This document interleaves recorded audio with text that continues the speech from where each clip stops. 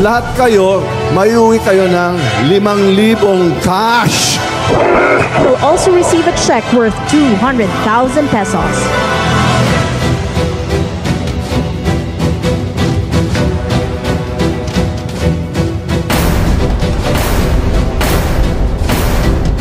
Ang gobyerno na ito, walang project. Saan ang pera namin? PhilHealth, 89 billion. Ang naiwan, 29 billion na lang. Ang Maharlika Fund, ang target nila sa 250 billion. Kinuna nila ang GSIS ng 62.5 billion. Yan, pera rin ng mga taga-gobyerno yang empleyado. Ang SSS, kinuha rin 62 billion. Private rin yan. Naubos ni Romualdez sa...